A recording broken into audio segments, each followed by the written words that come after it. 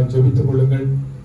கடந்த வாரம் நம்மோடு கூட கர்த்தரை ஆராதித்த ஒரு மனிதர், நம்ம எல்லாருக்கும் ரொம்ப பிரியமானத இந்த கடைசி நாட்களில் அவர் நம்ம எல்லாரோட கூட ரொம்ப அதிகமாக பாசம் வைத்து விட்டார் நினைக்கிறேன். வெள்ளிக்கிழமை உபவாச ஜெபம் தவறுவதே கிடையாது. அவர் அதே போல ஞாயிற்றுக்கிழமை ஆராதனையும் தவறுவதே இல்லை. நல்ல ஜெபம் பண்ணுவார். ஒரு முஸ்லீம் அம்மா, அந்த ஐயாவை குறித்து சொன்ன சாட்சியை சொல்றேன். அவங்க வீட்டுக்கு அந்த அம்மா அடிக்கடி போவாங்க போல இருக்கு. தமிழ்காரங்க. அவர் எப்பவுமே அவங்க வீட்டில் உட்கார்ந்துட்டு கையை அப்படி வானத்துக்கு நேராக வைத்துட்டு ஜெபம் பண்ணுவாராம். ஏசப்பா, என்னை சீக்கிரமா உங்களுடைய ராஜ்யத்தில் எடுத்துக்கொள்ளுங்கள், என்ன நம்முடைய ராஜ்யத்தில் அழைச்சிக்கோங்க அப்படின்னு சொல்லுவாங்க. இப்போ அந்த அம்மா சொல்லுமா, உங்களுக்கு வேற ஜெபமே இல்லையா, இப்படிதான் ஜெபம் பண்றதா அப்படின்னு அந்த அம்மா சொல்றாங்க. இவங்க சொல்ல, தன் மனைவி சொல்ல. இந்த வீட்டுக்கு வந்த ஒரு இஸ்லாமிய சகோதரி அவரை குறித்து சொன்ன வார்த்தை, கையை வைத்துட்டு ஜெபம் பண்ணுவாராம், ஏசப்பா நம்முடைய ராஜ்யத்தில் சீக்கிரமா எடுத்துக்கோங்க அப்படின்னு. ஸோ இத்தனை ஒரு அருமையான ஒரு மரணம். ஞாயிற்றுக்கிழமை நல்ல கர்த்தரை ஆராதிச்சு எல்லாரையும் பார்த்துட்டு போய் போனவர் நம்ம மத்தியில் இல்லை. ஸோ அந்த குடும்பத்துக்காக நாம் ஜெபிக்க கடமைப்பட்டிருக்கிறோம். கர்த்தர் நல்லவர். அதனால் அந்த குடும்பத்தார் ஆராதனைக்கு வரவில்லை என்றாலும் நாம் அவர்களுக்காக ஜெபிப்பது நம்ம கடமை. இந்த குடும்பத்தின் ஆறுதலுக்காக ஜெபித்துக் கொள்ளுங்கள். நாளை காலை 1ஆம் தேதி 5 மணிக்கு வாக்குத்தத்த ஆராதனை இருக்கிறது. ஸோ வாக்குத்தத்த ஆராதனை, கம்யூனியன் சர்வீஸும் திருவிருந்த ஆராதனையும் நமக்கு இருக்கும். ஆகவே கர்த்தருடைய பந்திக்கு நீங்கள் ஆயத்தத்தோடு வாருங்கள். 1ஆம் தேதி அதிகாலை ஆராதனையில் பக்கத்தில் இருக்கவங்கெல்லாம் வரலாம். தெரியுமா, மெத்தடிஸ்ட் சர்ச்சில் இப்போ இருக்கிற பாஸ்டர் டெய்லி காலைல 5 மணிக்கு ஜெபம் நடத்துறாரு. டெய்ரி ஃபார்மில் ஒரு அண்ணா ஒரு பிஸ்னஸ் பண்றாரு. டெய்லி 5 மணி ஆராதனைக்கு வர்றாரு. டெய்ரி ஃபார்ம்ல இருந்து ஹைடோக்கு வர்றாரு ஜெபத்துக்கு. ஆனா இந்த பக்கத்துல இருக்கிற நம்ம என்ன செய்யறது இல்லை, வர்றதில்லை. அன்னைக்கு தான் நிறைய பேருக்கு தூக்கம் வந்துடுது. ஏன் ஜெபத்துக்கு வரல அப்படின்னா, தூங்கிட்டோம்.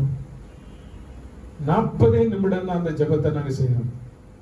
40 நிமிடம். ஏன்னா 5:40க்கு முதல் பஸ் வரும். அதில் வேலைக்கு போகணுன்றதுக்காகவே அந்த நேரத்தை நாங்கள் சுருக்கி நல்ல ஆராதிச்சு நல்ல ஒரு வாக்குத்தத்தை சொல்லி ஜெபம் பண்ணி திருவிருந்த ஆராதனை கொடுத்து அனுப்புகிறோம். அதனால அந்த ஆராதனையில நீங்கள் எல்லாரும் கலந்து கொள்ளுங்கள். கர்த்தர் உங்களை ஆசீர்வதிப்பார். இந்த மாதிரி சனிக்கிழமையும் சாயந்தர ஜெபம் இருக்கு. நேற்று நான், என் மனைவி, என் மகன், கடைசியில் இந்த தம்பி வந்தான். ஜெபம் நாங்க தான். எங்க வீட்டுக்காகவே காத்திருப்போம் ஜெபம். எவ்வளவு வேதனையா இருக்கு தெரியுமா, சொல்ல முடியல. இது உங்களுக்கு ஒரு நாள் இருக்கிறேன். நல்ல ஜெபங்களை தயவு செய்து நீங்க மிஸ் பண்ணாதுங்க. கர்த்தரை ஆசீர்வதிப்பார். வெள்ளிக்கிழமை, இந்த வாரம் வெள்ளிக்கிழமை காலை ஜெபம் இல்லை, முதல் வாரமா இருக்கிறதுனால மாலை 5:30 மணிக்கு நம்முடைய தேசத்திற்காக, நம்முடைய சபை குடும்பங்களுக்காக, ஊழியர்களுக்காக ஒவ்வொரு மாதமும் ஆசீர்வாத வெள்ளி என்கிறதான அந்த ஜெபத்தை நாம் நடத்தி வருகிறோம். ஸோ இந்த வாரமும் அந்த ஜெபம் இருக்கும். மாலையில் இருக்கும் அந்த ஜெபம் 5:30க்கு ஆரம்பமாகும். 7 மணிக்கு அந்த ஜெபம் முடியும். அந்த ஜெபத்தில் நீங்கள் கலந்து கொள்ள உங்களை அன்போடு கூட கேட்டுக்கொள்கிறோம். காலை உங்களுடைய வீடுகளில் இருந்து நீங்கள் ஜெபித்துக் கொள்ளுங்கள். மாலை ஜெபத்தில் கலந்து கொள்ளுங்கள். கர்த்தர் உங்களை ஆசீர்வதிப்பார். அடுத்த வாரம் நமக்கு மாதத்தினுடைய முதல் ஞாயிற்றுக்கிழமை திருவிருந்த ஆராதனை இருக்கும். இந்த திருவிருந்த ஆராதனையில கலந்து கொள்ளுங்கள். அரைசன் பில்டு திட்டத்துக்காக கொடுக்கப்பட்டிருக்கிற கவர் அடுத்த வாரம் ஞாயிற்றுக்கிழமை கடைசி வாரம் உங்களுடைய கவர் எல்லாம் நீங்கள் கொண்டு வரும்படி அன்பாக கேட்டுக்கொள்கிறோம். அடுத்த வாரம் நமக்கு ஒரு குழந்தை பிரதிஷ்டை இருக்கிறது. மோசஸ் கெஸ்ஸியாவுக்கு ஆண்டவர் கொடுத்த 2வது மகனை நம் ஆண்டவருடைய நாம மகிமைக்காக பிரதிஷ்டை செய்ய போகிறோம். பிரதிஷ்டை முடிந்த பிறகு அந்த குடும்பத்தார் உங்கள் எல்லாருக்கும் நல்ல விருது தர போறாங்க. சோத்திரம். ஜெபத்தோடு வாருங்கள். கர்த்தர் உங்களை ஆசீர்வதிப்பார். இன்று மாலை இந்த ஆராதனை முடிந்த பிறகு சகோதரிகள் எல்லாம் ஜஸ்ட் பாஸ்டர் அம்மாவை மீட் பண்ணிட்டு நீங்க போங்க. சகோதரிகள் மாலை அந்த அம்மாவை பார்த்து போய் சபையின் சார்பாக ஒரு ஆறுதல் விசாரித்து ஒரு ஜெபம் பண்ணிட்டு நீங்கள் வருவதற்காகத்தான். ஆகவே எப்போ போகணும் எல்லா காரியங்களும் பாசமாமலத்தில் பகிர்ந்து கொள்வார்கள். ஆகவே ஜஸ்ட் நீங்கள் எல்லாரும் ஆராதனை முடிந்த பிறகு கடந்து செல்லும்படியாக உங்களை அன்போடு கூட கேட்டுக்கொள்கிறேன். கர்த்தர் நம்ம ஒவ்வொருவரையும் நாளில் ஆசீர்வதித்து வழி நடத்துவாராக. அல்லேலூயா சொல்லுங்க. அல்லேலூயா அல்லேலூயா சத்தமா தான் சொல்லுவோமே. அல்லேலூயா. கர்த்தருடைய நாமம் மகிமைப்படட்டும். இது நாளை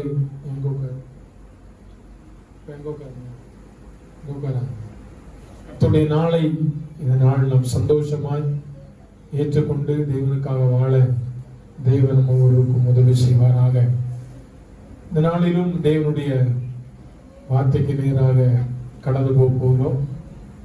ஏசாயா தீர்க்கதரிசன புஸ்தகம் 43ஆம் அதிகாரம் அதனுடைய 19ஆம் வசனம் தேவன் நமக்கு கொடுத்த இந்த மாதத்தினுடைய வாக்குத்தத்தம். இதோ புதிய காரியத்தை செய்கிறேன், இப்போது அது தோன்றும். ஆமென். ஹல்லேலூயா. கடந்த வாரம் தேவன் செய்ய இருந்த புதிய காரியங்கள், தேசத்துல நம்முடைய தீவுல நாம் செய்ய நினைத்த காரியங்கள், தேவன் நினைத்த காரியங்களை குறித்து உங்களோடு கூட பகிர்ந்து கொண்டேன். இன்றைக்கும் ஆண்டவர் எனக்கு கொடுத்த வார்த்தைக்காக நான் ஆண்டவருக்கு நன்றி கூறுகிறேன். இந்த அதிகாலை ஏறத்தாழ ஒரு 3:30 மணி அளவில் நான் ஆண்டவருடைய 2 கொரிந்தியர் 6ஆம் அதிகாரம் நம்முடைய வாக்குத்தத்தத்தினுடைய வசனத்தின் பின்பகுதி இப்போதே அது தோன்றும். சோத்திரம். இப்போதே அது தோன்றும். சத்தமா சொல்லுங்க. இப்போதே அது என்ன தோன்ற போகிறது? திடீர்னு கண்ணை மூடி முழிக்கிறதுக்குள்ள மந்திர மாயா ஜாலத்தினால எதுவும் தோன்றது அல்ல. ஆண்டவர் நமக்கு கொடுத்திருக்கிறதான வாக்குத்தத்தம். இதோ புதிய காரியத்தை செய்கிற, இப்போதே அது தோன்றும். இப்ப தோன்றக்கூடிய சில காரியம் என்ன, இன்னைக்கு நமக்கு தேவையான இது என்ன என்பதை தான் உங்கள் மத்தியில சில வார்த்தைகளை உங்கள் மத்தியில பேச விரும்புகிறேன். இப்போது இன்னைக்கு கர்த்தருடைய பிள்ளைகளுக்கு தேவை என்ன, இப்போது தோன்றக்கூடிய சில காரியம் என்ன என்பதை நம்ம வேதத்திலிருந்து வாசிக்க போறோம். வாசிக்கலாமா? 2 கொரிந்தியர் 6ஆம் அதிகாரம். 2 கொரிந்தியர் 6ஆம் அதிகாரம் முதல் 2 வசனங்களை வாசிக்கணும். முதல் 2 வசனங்களை வாசிங்க.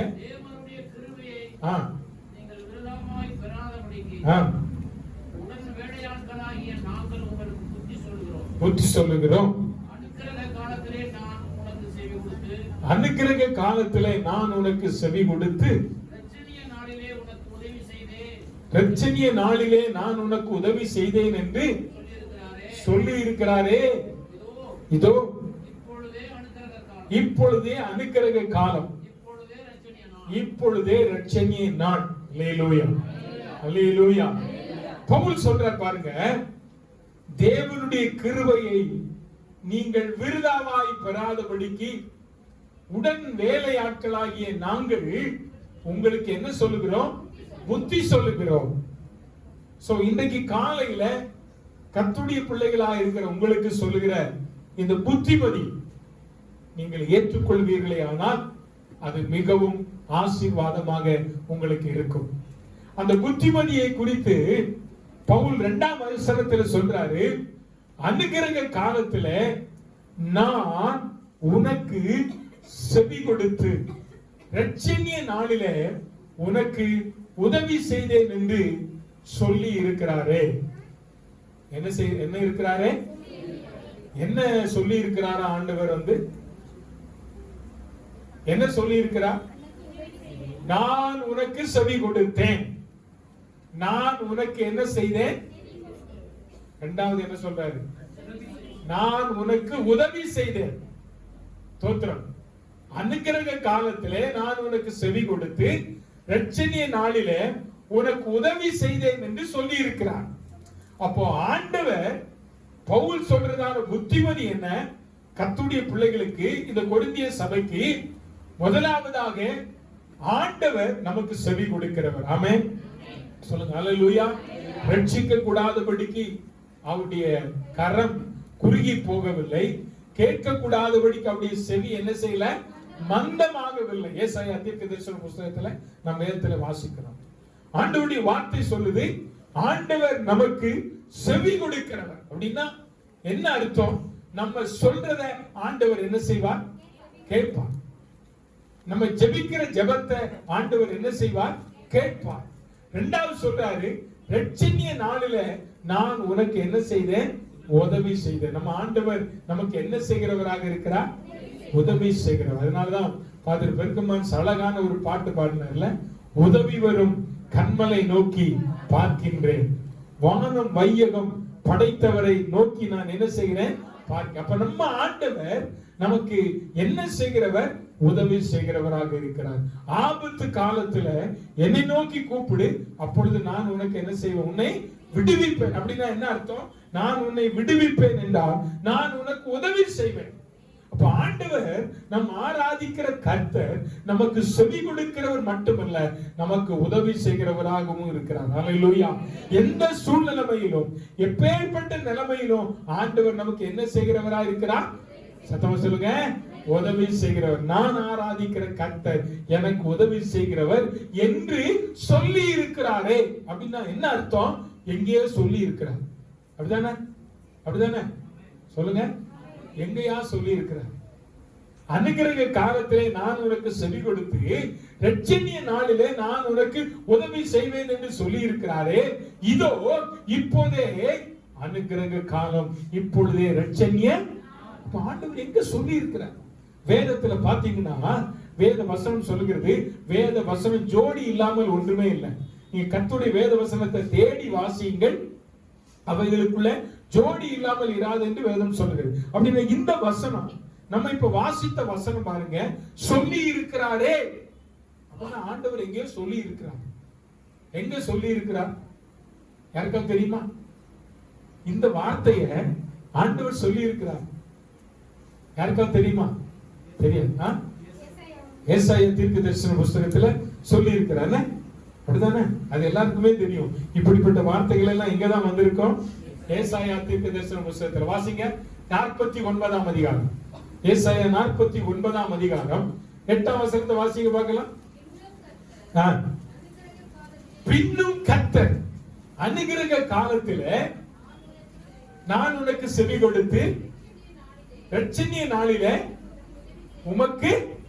பாருங்க, நல்லா கவனிங்க. ஏசாயா தீர்க்கதரிசியினாலே உரைக்கப்பட்டதான வார்த்தையை பவுல் கொரிந்திய சபைக்கு நினைப்பூட்டுகிறார். என்ன நினைப்பூட்டுகிறார்? சொல்லி இருக்கிறார். என்ன சொல்லி இருக்கிறார்? உன் ஜெபத்தை அவர் கேட்கிறவர், உனக்கு உதவி செய்கிறவர். ஆமென். அது ஆண்டவரே சொல்றார், நான் உதவி செய்கிறவர், நான் உனக்கு செவி கொடுக்கிறவர் என்று சொல்லி இருக்கிறாரே என்று சொன்ன பவுல் அதனை தொடர்ந்து சொல்லுகிறார், இந்த ரட்சணிய நாள், இந்த அனுகிரக, இப்பொழுதே அனுகிரக காலம், இப்பொழுதே ரட்சணிய, இப்ப ரட்சணிய நாள். அப்படின்னா என்ன நாள்? இப்பதான் ரட்சிப்பின் நாள்.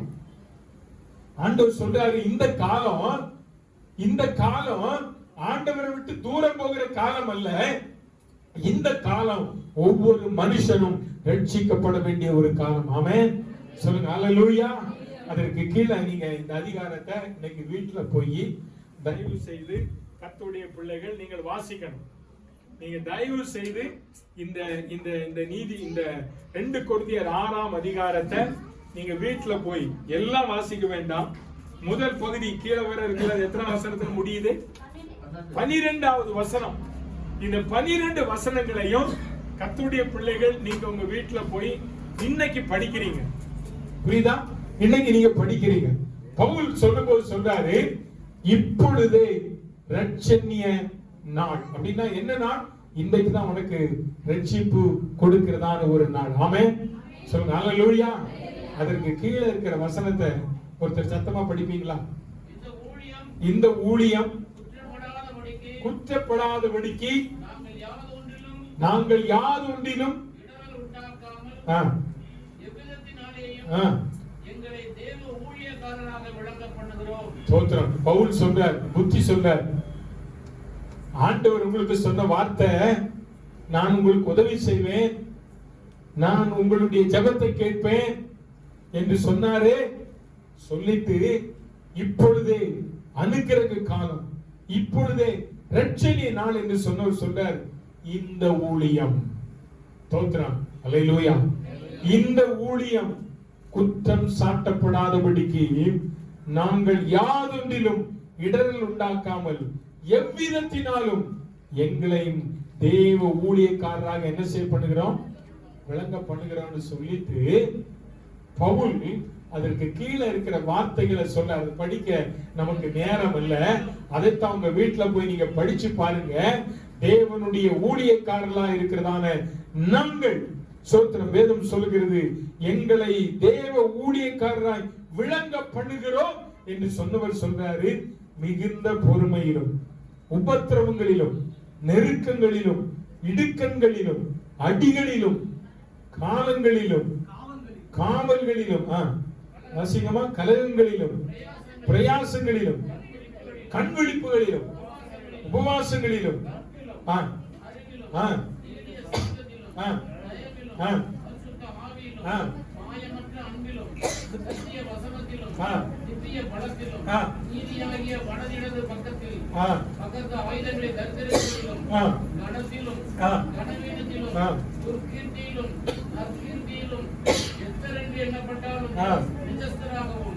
அறியப்படாதவர்கள் என்று எண்ணப்பட்டாலும் அறியப்பட்டவர்களாகவும் சாகிறவர்கள் எண்ணப்பட்டாலும் இருக்கிறவர்களாகவும் கண்டிக்கப்படுகிறவர்கள் எண்ணப்பட்டாலும் கொல்லப்படாதவர்களாகவும் துக்கப்படுகிறவர்கள் எண்ணப்பட்டாலும் எப்பொழுதும் சந்தோஷப்படுகிறவர்களாகவும் கருத்துகள் எண்ணப்பட்டாலும் அநேகரை ஐஸ்வர்யவான்கள் ஆகிறவர்களாகவும் ஒன்றுமில்லாதவர்கள் என்று எண்ணப்பட்டாலும் சகலத்தையும் உடையவர்களாகவும் எங்களை விளங்க பண்ணுகிறோம். எங்களை அடுத்த வசனம் வாசிங்க, 11 வசனத்து 12 வசனம்.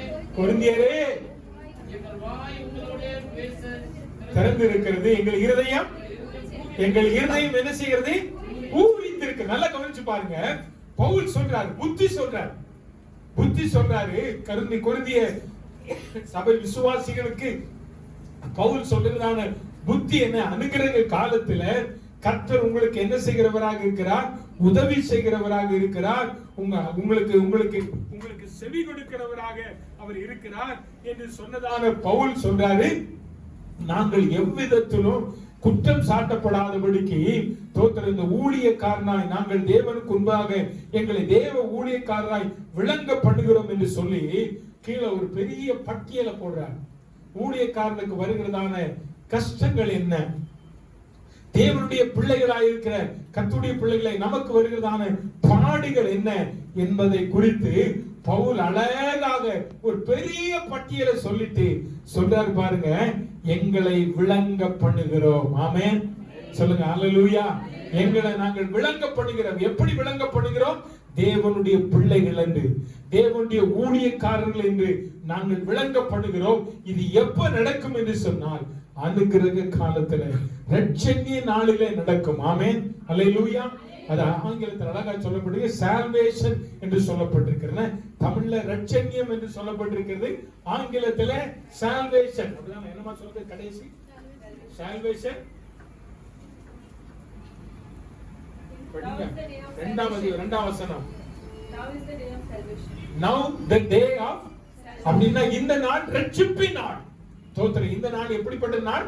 ரட்சிப்பின் நாள். ஒருவேளை இங்க வந்திருக்கிற நம்ம எல்லாரும் ரட்சிக்கப்பட்டவங்க தான், இல்லைன்னு சொல்லல. ஆனா ஆண்டவருடைய வசனம் சொல்லுது, இந்த நாள் ரட்சிப்பின் நாள். ஆமென் அல்லேலூயா. ஒருவேளை ஏன் ஆண்டவர் இந்த வார்த்தை சொல்றாருன்னு எனக்கு தெரியல. நம்ம வாழ்க்கையில இன்னும் ரட்சிக்கப்பட வேண்டிய காரியங்கள் நம்ம வாழ்க்கையில இருக்கு. அப்படின்னா இன்னும் சில காரியங்களை நாம் ஆண்டவருக்காக விட வேண்டியது இருக்கு.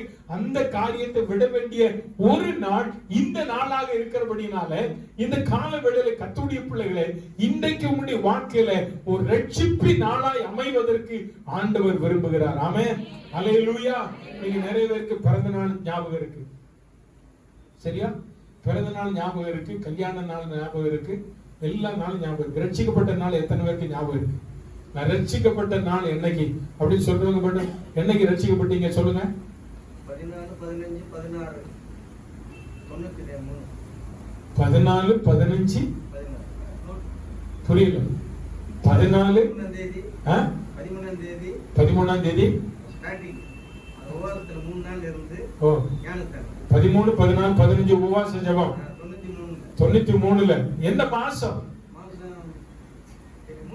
3வது மாசம். அப்போ 13/3/1993. இதுதான் அவர் ரட்சிக்கப்பட்ட நாள். ஸ்தோத்திரம், அல்லேலூயா. சரி, ஞானஸ்நானம் எடுத்த நாள் எத்தனை பேருக்கு ஞாபகம் இருக்கு? சொல்லுங்க பார்க்கலாம். நல்ல கையை வைத்துங்க. பாதி பேருக்கு தெரியல ஞானஸ்நானம் எடுத்த நாள். நல்லா யோசிச்சு பாருங்க. இது நம்ம வாழ்க்கையில ஞாபகத்துல இருக்க வேண்டியது. உங்க டைரியில குறிச்சு வைங்க. நீங்க பிறந்த நாளை குறிச்சு வைக்கிறீங்க, கல்யாண நாளை குறிச்சு வைக்கிறீங்க, ரட்சிக்கப்பட்ட நாள் இன்னும் தெரியல, ஞானஸ்நானம் எடுத்த நாள் தெரியல. ஆமென், அல்லேலூயா.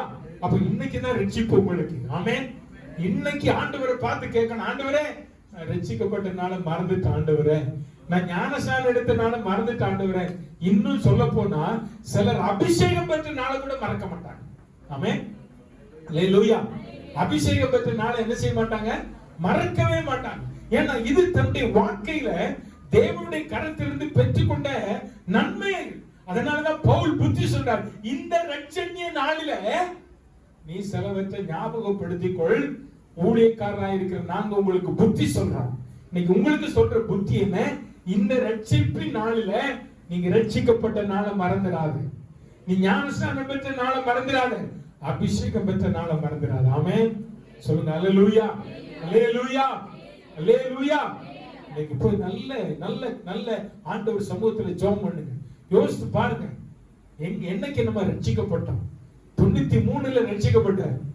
93னா எனக்கு எத்தனை வயசாய்? 93, 2, 95,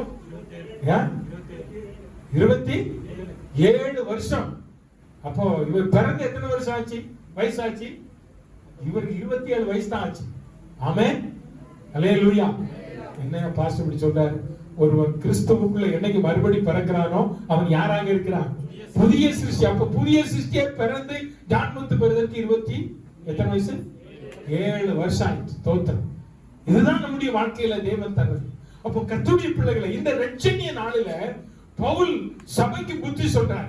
நாங்கள் தேவனுடைய ஊழியர்களுக்கு விளங்கும்படிக்கு இதெல்லாம் எங்க வாழ்க்கையில நடந்தது. உங்க வாழ்க்கையில நீங்களும் இப்பேற்பட்டதான சூழ்நிலைமையில நீங்க நடந்து வந்து ரட்சிக்கப்பட்டிருக்கிற கர்த்தருடைய பிள்ளைங்க எல்லாருமே ரட்சிக்கப்பட்டவங்க தான். உங்க வாழ்க்கையில பாடு இல்லாம இருந்ததா? உபத்திரவம் இல்லாம இருந்ததா? வேதனை இல்லாம இருந்ததா? பசி இல்லாம இருந்ததா? பலவீனம் இல்லாம இருந்ததா?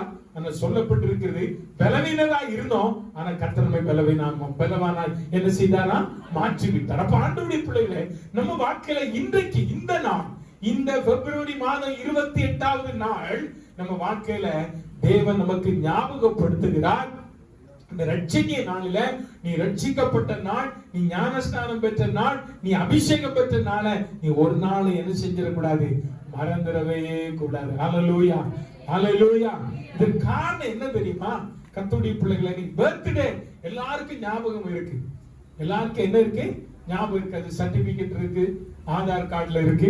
அதனால நம்ம அதை என்ன செய்யறது இல்ல? மறக்கிறதே இல்லை. நான் சொல்றேன், உங்களுக்கு எந்த நாள் மறந்து போனாலும் சரி, நீங்க ரட்சிக்கப்பட்ட நாள் ஒரு நாள் என்ன செய்யக்கூடாது? மறக்கவே கூடாது. அதுதான் நம்முடைய வாழ்க்கையில விலையேறப்பட்ட நாள். ஆமென். ஏன்னா பழைய மனுஷனா வாழ்ந்தோம், பாவத்துல கிடந்தோம், இயேசுவின் வார்த்தையை கேட்டோம், என்னைக்கு நம்ம ஆண்டவருக்கு ஒப்பு கொடுத்தோமோ அந்த நாள்ல நம்ம புதிய சிருஷ்டியாய் மாறிவிட்டோம். ஆகவே இந்த நாள் நமக்கு விலையேறப்பட்ட நாள். பவுல் அதைத்தான் சொல்ல, இந்த நாள் கொரிந்திய சபை விசுவாசியே உனக்கு ரட்சிப்பின் நாளாக இருக்கிறது. நீ ரட்சிக்கப்பட்ட நாளை நீ மறந்து போகாத என்று ஆண்டவர் நமக்கு இந்த காலவேளையில ஞாபகப்படுத்துகிறார். கர்த்தருடைய பிள்ளை, இன்றைக்கு ரட்சிப்பின் நாள், இன்றைக்கு ரட்சிப்பின் நாள். தோத்திரம். போன வாரம் நம்மோடு கூட ஆராதித்த அருமையான ஐயா இல்ல, ஆனா இன்னைக்கு நாம் ஆராதிக்கிறோம். அடுத்த வாரம் நம்ம எத்தனை பேர் இருப்போம் என்பது நமக்கு தெரியுமா? தெரியுமா? தெரியாது. நாளை தினம் நம்முடைய கரத்துல இல்லை. நாளை தினம் நம்முடைய கரத்துல இல்லை. எல்லாம் அவர் கரத்துல இருக்கிறது.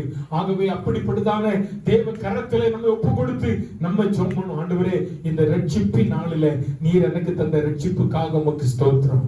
ஆண்டவரே, நான் ரட்சிக்கப்படாமல் இருந்திருப்பேனா நான் உலக பிரகாரமா வாழ்ந்து நரகத்துக்கு நேரா போயிருப்பேன். நான் உண்மை அறிந்ததுனால இன்றைக்கு எனக்கு ஒரு நம்பிக்கை இருக்கிறது. எங்களுக்கு முன்னோடியாய் கடந்த வாரம் தேவனுடைய ராஜ்யத்துக்குள் பிரவேசித்த அந்த அருமையான தகப்பனாரை போல ஒருவேளை இந்த ஆராதனைக்கு முடிந்து எனக்கு அப்படிப்பட்ட ஒரு நிலைமை வருமானா நம்முடைய ராஜ்யத்தில் இருப்பேன். ஏனென்றால் நான் ரட்சிக்கப்பட்டிருக்கிறேன். ஆண்டவரே, நான் நீதிமானா இருக்கிறேன். ஆண்டவரே, நான் நீதிமானாய் வாழ்ந்து கொண்டிருக்கிறேன். ஆண்டவரே, நான் கர்த்தருடைய பிள்ளையா இருக்கிறேன். ஆண்டவரே, கர்த்தருடைய சமூகத்தை வாஞ்சிக்கிற பிள்ளையா இருக்கிறேன். ஆண்டவரே, அதனால எனக்கும் அந்த நம்பிக்கை இருக்கிறது ஆண்டவரே என்கிற விசுவாசத்தோடு கூட செயல்படுங்க. கர்த்தர் உங்களை ஒருவரையும் ஆசீர்வதிப்பாராக. லூக்கா எழுதின சுவிசேஷம் 19ஆம் அதிகாரம் அதனுடைய 3ஆம் வசனத்தை வாசிப்போமா? லூக்கா எழுதின சுவிசேஷம் 19ஆம் அதிகாரம் அதனுடைய 3ஆம் வசனம் எல்லாருக்கும் தெரிந்ததான ஒரு வசனம். ஹல்லேலூயா, ஸ்தோத்திரம், ஸ்தோத்திரம். இயேசு இயேசு எப்படிப்பட்டவரோ என்று பார்க்க அவரை என்ன செய்தானா? வகை தேடினான். நான் இதை சொல்றேன், இயேசு எப்படிப்பட்டவரோ என்று பார்க்க சகேயு என்ன செய்தான்? ஆசைப்பட்டான். அவனுக்குள்ள அந்த ஆசை வந்ததுனாலதான், இயேசுவை பார்க்க வேண்டும் என்கிற ஆசை அவனுக்குள்ள வந்ததுனாலதான் அவன் அதற்கான வழிமுறைகளை தேடுறான். வழிமுறை என்ன? வழிமுறை இயேசுவை எப்படியாகிலும் என்ன செய்யணும்? பார்க்க வேண்டும். நல்லா கவனிச்சு பாருங்க. இந்த சகேயுவை குறித்து வேதம் சொல்லும் போது அவன் 19ஆவது அதிகாரத்திலே அவன் ஆயக்காரருக்கு தலைவனும் ஐஸ்வர்யவனுமாய் இருந்த சகேயு என்கிறவன். அவன் ஒரு டாக்ஸ் கலெக்டர், நல்ல செல்வந்தர். ஆனா இயேசுவை பார்ப்பதற்கு அவனுக்கு என்ன இருந்தது? என்ன வந்தது? ஆசை வந்தது. நான் நினைக்கிறேன் இந்த ஆசை எப்படி வந்திருக்கும்? இயேசு எரிகோவுக்கு வாரார் என்கிறதான செய்தி அவன் கேள்விப்பட்ட உடனே அவனுக்கு என்ன வந்தது? ஆசை வந்தது. ஆசை வந்தது. அவன் ஒரு சகேயு, ஒரு ஆயக்காரன், அவன் ஒரு பில் கலெக்டர். ஆனா கர்த்தரை அவன் பார்க்க வேண்டும் என்று, இயேசு அவன் பார்க்க வேண்டும் என்று அவன் ஆசைப்பட்டான். பாருங்க, அதுதாங்க மேன்மையான ஒன்று. ஆமென், அல்லேலூயா. அந்த மேன்மை இயேசுவை எப்படியாயினும் இன்னைக்கு நான் என்ன செய்யணும்? பாத்திரம். இன்னைக்கு ஆராதனைக்கு நீங்க வந்திருக்கிறீங்க, என்ன எண்ணத்தோடு கூட நீங்க வந்தீங்கன்னு எனக்கு தெரியாது. ஆனா என்னுடைய எண்ணம், இன்னைக்கு ஆண்டவர் என்னை கொண்டு எதையாகிலும் செய்ய வேண்டும். அல்லேலூயா, அல்லேலூயா. எனக்காக அவர் யாவையும் செய்து முடித்தவர், என்னை கொண்டு எதையும் செய்ய அவர் வல்லவர். உங்களுக்காக கர்த்தர் யாவையும் செய்து முடித்தவர், உங்களை கொண்டு கர்த்தர் தமக்காக எதையும் செய்ய அவர் வல்லவர். ஆமென், சொல்லுங்க அல்லேலூயா. அப்ப இன்னைக்கு கர்த்தருடைய பிள்ளை இந்த கால வேளையில அவரை பார்க்க ஆசையோடு கூட நீங்கள் நானும் வந்திருக்கிறோம்ல, கர்த்தர் நிச்சயமாக நமக்கு காட்சி தருவார். ஆமென், நம்ம அவரை பார்க்க முடியும். இந்த சகேயு இயேசுவை பார்க்க ஆசைப்பட்டார். இயேசு அந்த வழியால் வருகிறார் என்பதை அறிந்த சகேயு இயேசுவை பார்க்க ஆசைப்பட்டான். இன்னைக்கு நான் சொல்லுகிறேன், என் நாமத்தின் நிமித்தம் 2 3 பேர் எங்கே கூடியிருக்கிறீர்களோ அவர் மத்தியிலே நான் இருக்கிறேன் என்று சொன்னவர் இன்னைக்கு இந்த கூட்டத்தின் மத்தியில் அவர் இருக்கிறார். ஆமென், ஆமென். நாம் அவரை பார்க்க போறோம். ஆமென். இன்னைக்கு அநேகருடைய கண்கள் திறக்கப்பட போகிறது. அல்லேலூயா, அல்லேலூயா. அநேகருடைய கண்கள் திறக்கப்பட போகிறது. உனக்கு ஆசை இருக்குமானால், இயேசுவை பார்க்க வேண்டும் என்கிற ஆசை உனக்கு இருக்குமானால், உன்னுடைய ஆவிக்குரிய கண்களை கர்த்தர் திறப்பார், நீ அவரை பார்ப்பார். அல்லேலூயா. அவர் சாரோனின் ரோஜா, ஒரு 10,000 பேர்களில் சிறந்தவர், வெண்மையும் சிவப்புமானவராய் நீ பார்க்க ஆசைப்பட்டால் அவர் அப்படி உனக்கு காட்சி தருவார். இல்ல, சிலுவையில் தொங்கின இயேசுவை நான் பார்க்க வேண்டும் என்று நீ விரும்பினால் அந்த இயேசுவானவர் இன்றைக்கு உனக்கு காட்சி கொடுப்பார். ஆமென், ஆமென், அல்லேலூயா. உன்னுடைய ஆசை எப்படிப்பட்டது? 20ஆம் சங்கீதம் 4ஆம் வசனத்திலே வாசிக்கிறோம், அவருடைய மன விருப்பத்தின்படி உனக்கு தந்தருளி அந்த ஆலோசனைகளை எல்லாம் என்ன செய்வார்? அப்ப உங்க மன விருப்பம் இயேசுவை பார்க்கணும் விரும்புகிறீங்களா? அல்லேலூயா, சொல்லுங்க அல்லேலூயா. அவரை பார்க்க விரும்புகிற கர்த்தருடைய பிள்ளையே, சகேயுவுக்கு காட்சி கொடுத்த கர்த்தர் இன்னைக்கு உனக்கு காட்சி கொடுக்க வரவல்லவன். அவன் பார்க்க ஆசைப்பட்டான், கட்டத்தின் மரத்தின் மேலே ஏறி உட்கார்ந்தான். ஏன்? அவன் குள்ளனாய் இருந்தான். உலக மனிதர்கள் அவனை பார்த்து விட்டால், ஐயோ சகேயு இயேசுவை பார்த்து விட்டால் இயேசுவை சார்ந்தவன் என்று சொல்லிவிடுவார்கள் என்று தெரியாமல் காட்டத்தின் மரத்தின் மேலே ஏறி உட்கார்ந்தான். ஆனால் இயேசு அந்த வழியாய் வந்தபோது அண்ணாந்து பார்த்து அவனை கண்டு, சகேயுவே நீ சீக்கிரமா இறங்கி வா, இன்னைக்கு நான் உன் வீட்டுல தங்க வேண்டும். நல்லா பாருங்க, அவர் மரத்தடிக்கு வந்தார், மரத்தை அண்ணாந்து பார்த்தார். அவர் கூட நிறைய பேர் தான் வந்தாங்க. ஆனா ஆண்டவருக்கு யார் எங்க இருக்கிறார் என்பது அவருக்கு தெரியும். அவர் பேர் தெரியுமா? தெரியும். ஆண்டவருக்கு நம்ம பேர் தெரியுமா? தெரியும். அல்லேலூயா சொல்லுங்க. அல்லேலூயா. நம்ம தாயின் கருவில நம்ம உருவாவதற்கு முன்பதாக நம்முடைய அவயவங்களை கண்டவர். நம்ம பேர் மட்டுமா அவருக்கு தெரியாம இருக்கும்? உங்களுக்கு வீட்டுல என்ன பேர் கூப்பிடுறாங்க, சபையில என்ன பேர் கூப்பிடுறாங்க, உங்க ஆபீஸ்ல எப்படி கூப்பிடுவாங்க, எல்லா பேர் யாருக்கு தெரியும்? தெரியுமா? தெரியும். அல்லேலூயா சொல்லுங்க. அல்லேலூயா. நீங்க இருக்கிற ஊர் பேர் தெரியுமா? ஆண்டவருக்கு தெரியுங்க. உங்க தெருவு தெரியுமா? கண்டிப்பா தெரியும். ஆண்டவருக்கு தெரியும். சவுலை பார்த்து ஆண்டவர் சொன்னார்ல, நீ நேர் தெருவுக்கு போ, அங்க ஒருத்தன் அவனை பார்க்க கொர்நேலியுவுக்கு சொன்னார், நீ போ, அங்க சவுல் என்கிற ஒருவன் என்ன செய்திருக்கான், ஜெபம் பண்ணிக்கிட்டு இருக்கிறான். ஆண்டவர் தெரு பேரெல்லாம் சொல்றார். பாருங்க 10ஆம் வசனத்துல அப்போஸ்தலர் 10ஆம் அதிகாரத்தில் வாசிக்கும் போது, இத்தாலியா பட்டாளம் எனப்பட்ட பட்டாளத்துல கொர்நேலியு என்கிறதான ஒரு மனிதன் இருந்தான். அவன் தெய்வ பக்தி உள்ள. நல்ல பாருங்க, அப்ப அந்த கொர்நேலியு என்ன வேலை செய்யறார் என்பது யாருக்கு தெரியும்? கர்த்தருக்கு. அப்ப நம்ம என்ன வேலை செய்யறோம்னு ஆண்டவருக்கு தெரியுமா? நம்ம பொய் சொல்லிடுறோம் சில இடங்கள்ல. பொய் சொன்னாலும் ஆண்டவர் அதை நிஜமாக்கிடுவார். அல்லேலூயா.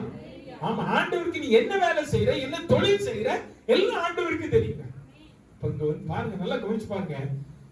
சகேவு ஆண்டவர் கூப்பிட்டார். கீழே இறங்கி வந்த உடனே அவனுக்கு அன்னைக்குதான் ரட்சிப்பின் நாள். ஆனா அவன் சொல்ற, ஆண்டவரே நான் அநியாயமா யார்கிட்டயாவது வாங்கியிருந்தா அதை என்ன செஞ்சிடறேன், திருப்பி கொடுத்துருன்னு உடனே ஆண்டவர் சொன்ன வார்த்தை என்ன தெரியுமா? தன்னுடைய 8ஆம் வசனத்துல வாசிக்கிறோம். 7ஆம் வசனம், இயேசு அவனை நோக்கி, இப்போ டுடே, இன்றைக்கு இந்த வீட்டுக்கு என்ன வந்தது?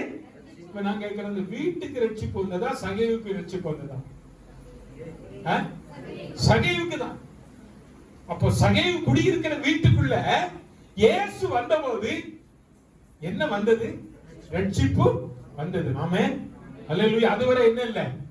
பணம் இருந்தது, வேலை இருந்தது, எல்லாம் இருந்தது. ஆனா என்ன இல்ல?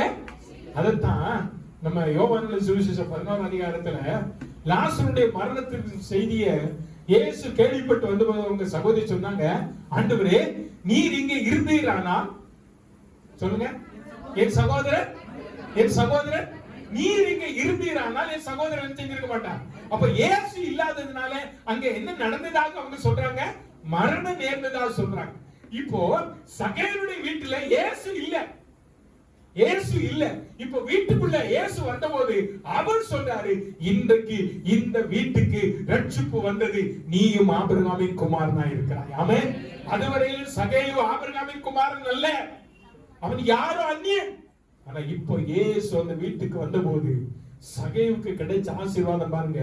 ஒன்று ரட்சிப்பு, இன்னொன்று ஆபிரகாமின் குமாரன் என்கிற அந்தஸ்து அவனுக்கு கிடைத்தது. ஆமென். ஆபிரகாமுக்குரிய சகல ஆசீர்வாதங்களும் யாருக்கு உண்டானது தெரியுமா? அப்படி பிள்ளைகளா இருக்கிற நமக்கு உண்டானது. அன்பான கர்த்தருடைய பிள்ளைகளே, இந்த ரட்சணிய நாளிலே கர்த்தரை பார்க்க வேண்டும் என்று ஆவலோடு கூட வந்திருக்கிற உங்கள் வீட்டை தேவன் ஆசீர்வதிக்க போகிறார். ஆமென். சொல்லுங்க அல்லேலூயா. இன்னைக்கு நீங்கள் இயேசுவை தரிசித்து கடந்து போகும்போது உங்க கூட அவர் வருவார். ஆமென். சொல்லுங்க ஆமென். அல்லேலூயா. நான் உன்னை விட்டு விலகுவதும் இல்லை, உன்னை கைவிடுவதும் இல்லை. நான் மோசேயோடு இருந்தது போல உன்னோடு கூட இருக்கிறேன் என்று யோசுவாவுக்கு சொன்னவர் இன்னைக்கு அவர் நம்ம கூட வரார், நம்ம வீட்டுக்கு வர போறார். ஆமென். சொல்லுங்க அல்லேலூயா. அல்லேலூயா. அவங்க வீட்டுக்கு வருவார். உங்க வீட்டுக்குள்ள வந்த உடனே எல்லாம் மாறும். ஆமென். அவர் சொல்ற பாருங்க, நாலு தனியாக நான் திரும்பி கொடுக்கிறேன் ஆண்டவரே, நான் திரும்ப கொடுக்கிறேன்.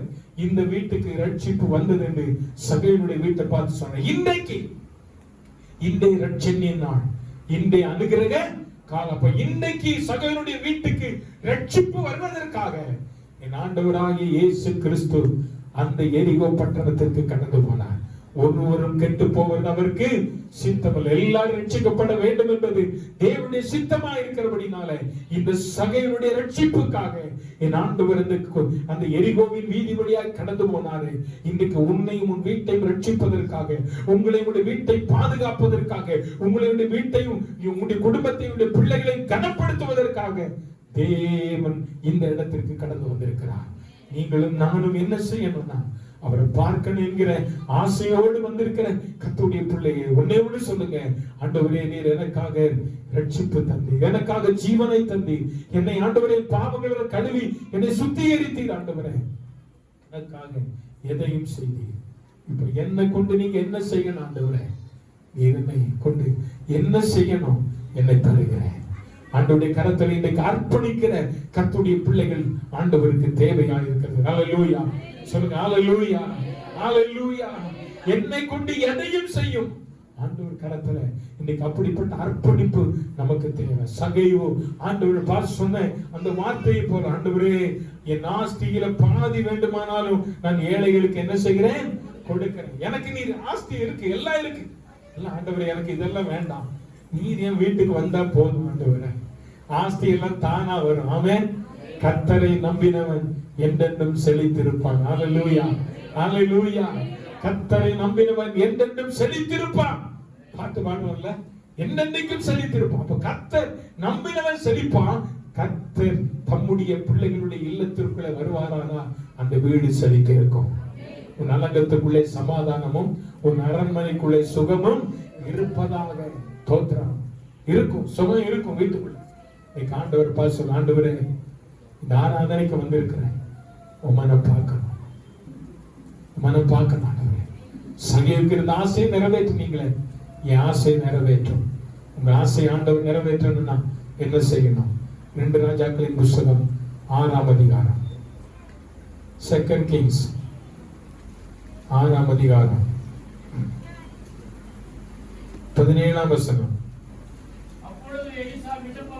அப்பொழுது எலிசா விண்ணப்பம் பண்ணி, கர்த்தாவே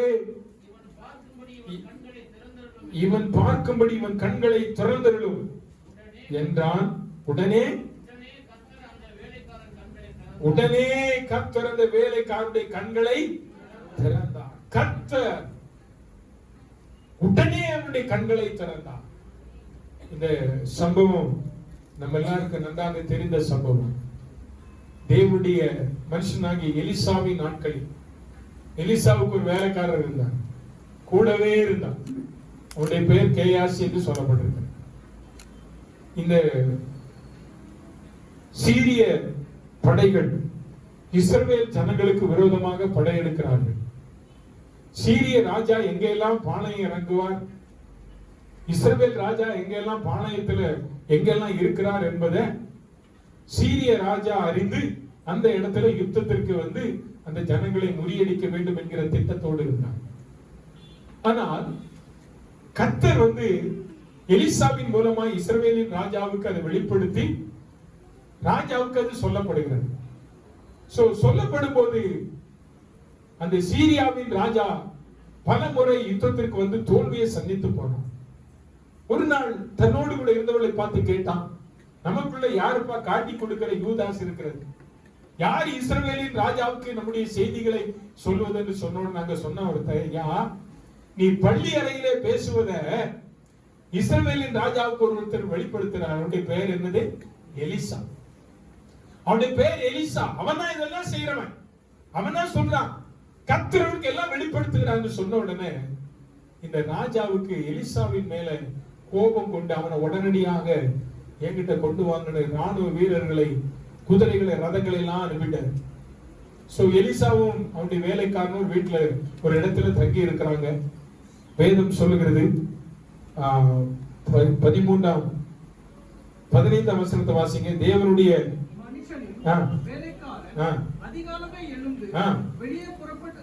புறப்படுகையில் ராணுவம் குதிரைகளும் ரதங்களும் கண்டான்.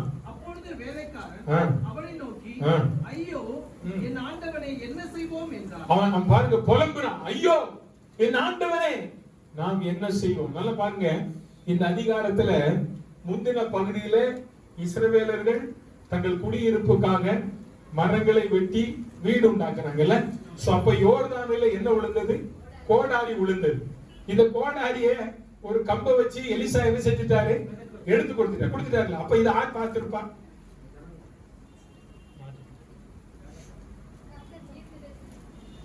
யார் பார்த்திருப்பா? யார் பார்த்திருப்பா? வேலைக்காரர் கூட தானே இருக்காரு, இருந்தாங்களே, கேசி கூட இருந்தாங்களா, பார்த்திருப்பாங்களா? அப்போ எலிசாவின் கரங்களிலே அற்புதம் செய்வதை யார் பார்த்தா? கேயாசி பார்த்தா. இப்ப கேயாசி பாருங்க, பட்டணத்தை சுற்றிலும் ரதங்களும் குதிரைகளும் ராணுவத்தை பார்த்த உடனே ஐயோ நாம் என்ன செய்வோம்? நான் யார்கிட்ட புலம்புறான்?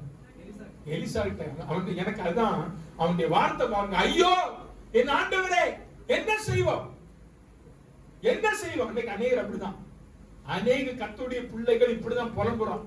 ஐயோ ஆண்டவரே என்ன செய்வேன், கையில காசு இல்ல, கடனாளியா இருக்கிறேன், மாசம் முடிய போகுது, எப்படி நான் பொழப்ப நடத்த போறேன், ஐயோ ஐயோ ஐயோ ஐயோ. ஒரு கர்த்தருடைய பிள்ளை வாயில என்ன வரக்கூடாது? என்ன வரக்கூடாது? ஐயோ வரா, ஐயோ வரா. ஆண்டவரே நீர் என் கூட இருக்கும்போது எனக்கு என்ன கவலைன்னு சொல்லு. ஐயோ ஆண்டவரே நான் என்ன செய்வோம்? பாருங்க, கூடவே இருக்கிற எலிசா, கூடவே இருக்கிற இந்த வேலைக்காரன் எலிசா ஒரு பெரிய தீர்க்கதரிசி. எலிசா பெரிய தீர்க்கதரிசி, அற்புத அடையாளங்களை செய்கிற தீர்க்கதரிசி, கூட இருக்கிறவர் ஐயோ ஐயோ. போதகரே நாங்கள் மடிந்து போகிறோமே, நீ நல்ல தலையெண்ண வச்சுட்டு என்ன செஞ்சிட்டு இருக்கீரு, தூங்கிட்டு இருக்கேன்னு சீசன் கேட்ட மாதிரி. ஆண்டவர் சொன்னார், அற்ப விசுவாசிகளே நான் எது வரைக்கும் உங்க கூட, ஆண்டவர் கூட தான் இருக்காரு, படகுல தான் இருக்காரு. ஆனா இவன் பயப்படுறான், நம்ம செத்து போயிடுவோம்.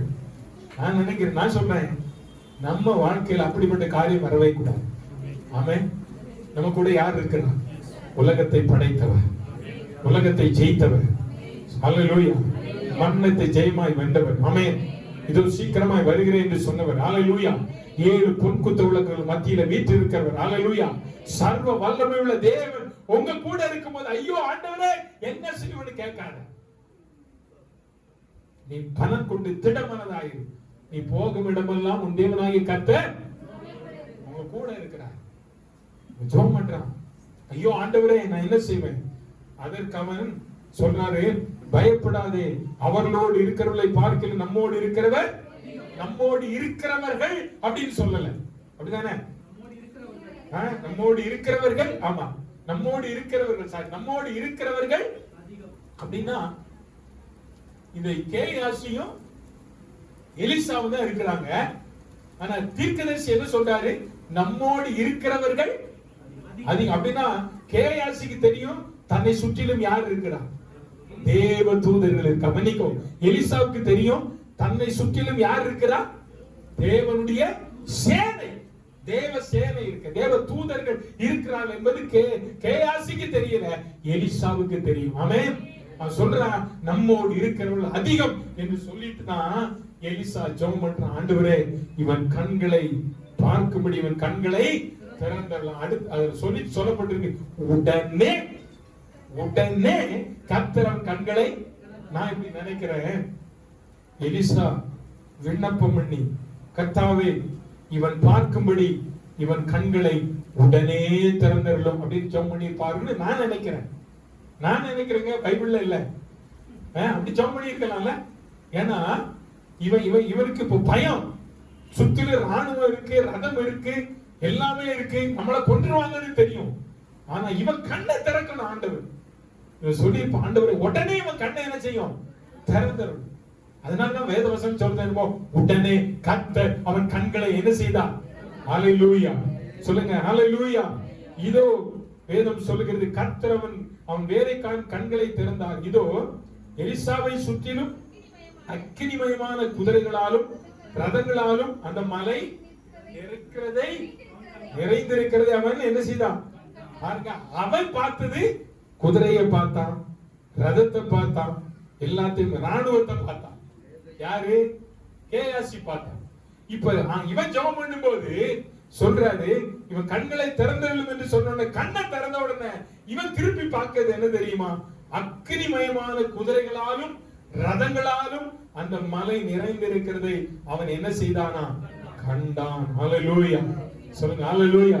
இன்னைக்கு அருமையான கர்த்தருடைய பிள்ளைகளை, நம்முடைய கண்களை ஆண்டவர் திறக்க போகிறார். ஆமென்.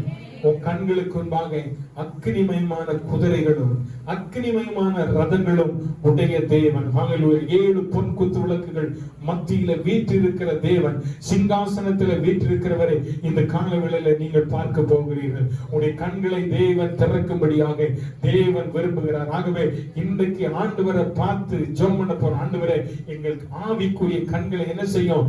திறந்தருளும் ஆண்டவரே. எங்களுடைய ஆவிக்குரிய கண்களை நீர் திறக்கணும் ஆண்டவரே. இப்பொழுது இப்பொழுது இப்பொழுது இந்த ரட்சிப்பின் நாளில, இந்த அனுகிரக காலத்துல ஆண்டவரே எங்களுடைய கண்களை திறக்கணும், எங்க கண்களை திறக்கணும். இன்னைக்கு ஜெபிக்க போகிறோம். கர்த்தர் ஒரு அற்புதத்தை செய்யணும். எனக்காக யாவையும் செய்தவர், என்னை கொண்டு எதையும் செய்ய வேண்டும் என்று நீ விரும்புவாயினால் இன்றைக்கு உன் கண்களை ஆண்டவர் திறக்க போகிறார். உன்னுடைய ஆவிக்குரிய கண்களை கர்த்தர் திறக்க போகிறார். திறந்த உனக்குண்டாக நிற்கிற அக்னி சேனையை, குதிரைகளை கர்த்தர் இந்த நாளிலே காட்ட போகிறார். நீ பார்க்க போகிறீங்க. ஆமென். ஹalleluya, ஹalleluya. சொல்லுங்க ஹalleluya. எல்லாரும் எழுந்து நிற்போம். ஜெபத்தோடு கூட ஜெபம் பண்ண போறோம். இன்னைக்கு கொஞ்ச நேரம்